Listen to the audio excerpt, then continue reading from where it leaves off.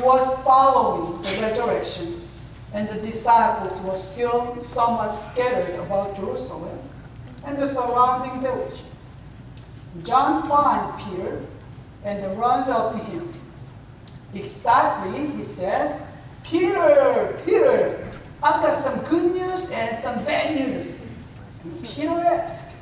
Peter takes hold of John and calms him down. "Take it easy, John. What is it? What is the good news?" And John says, "The good news is that Jesus has risen."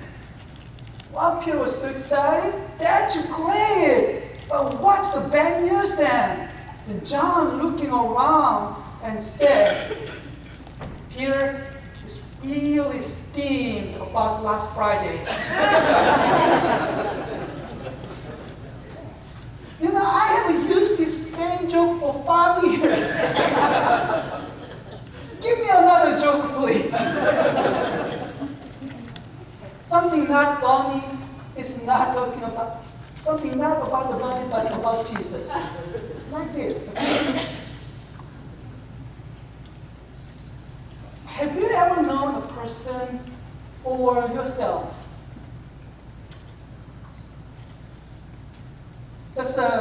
just enjoying a very successful life, and suddenly just be attacked by something and then lost everything that he or she got, and then put oneself into the very hopeless situations? Have you known anybody like that? Or yourself in experience? I had this friend who's been very successful since he graduated from college.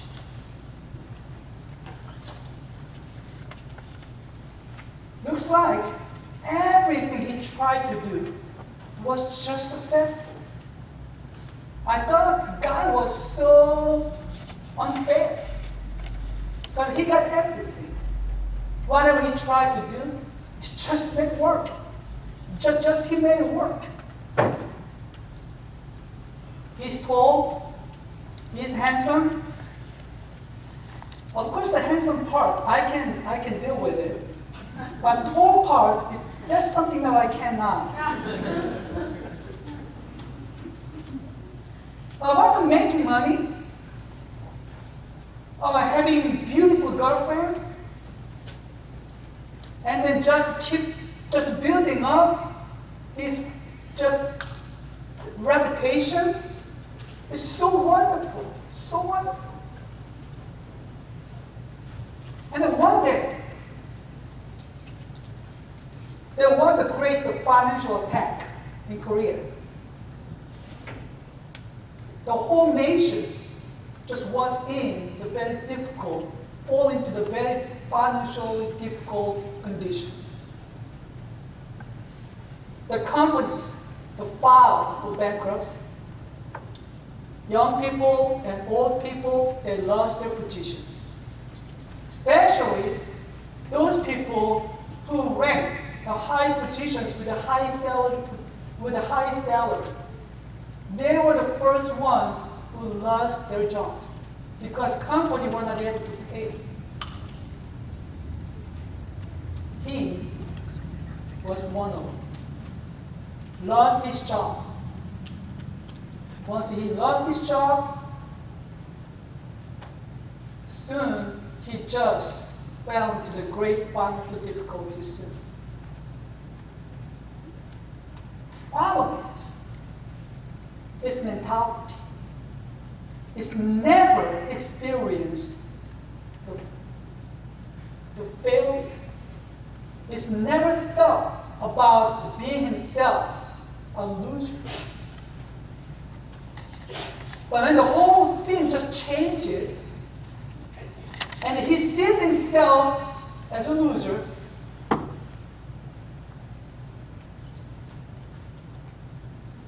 he couldn't find any hope. He just called himself a loser, and he He just defined the loser as the one who has no hope. Of course, first few months, he tried to recover from the situation. He thought that he could do that. He thought that he had enough ability to rebuild, reverse the situation. But unfortunately, nothing worked. And then he started losing the confidence in himself.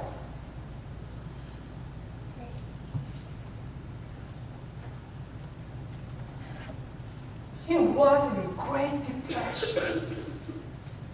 And despair attacked him. And he got nothing left to challenge, to step forward, to changing the things that surround him. Have you heard about the word that terms the life like weed? Life like a weed. You know the weed, right? Can you easily kill the weed? No. I tried to kill the weed around my house. The more I tried,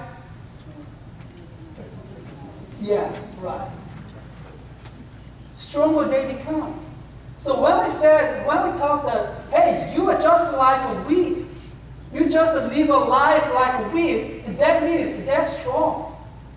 The world is trying to attack you and then trying to make you down, but you just never accept it. When the more you get attacked by the world, the stronger you become. So that's the life like weed. But if you want to make a life, stronger life like this, you got to have a lot of experience of failure and fear. And then you need that experience of discouragement. Out of those painful experiences, you can just find the ideas how to deal with the situation and how to overcome those difficult conditions. But if you have never had experience like this friend, nothing but successful, nothing but everything's just smooth. One day you are just being attacked. You have no ability to deal with the problems. So he was in great danger, in great depression. And that's all I know about this person. Peter was just like him. Do you know about Peter? Of course, Peter was just a fisherman. But Peter's life was just dramatically changed when he met Jesus first time. We talk about Peter in his relationship to Jesus right now. Okay?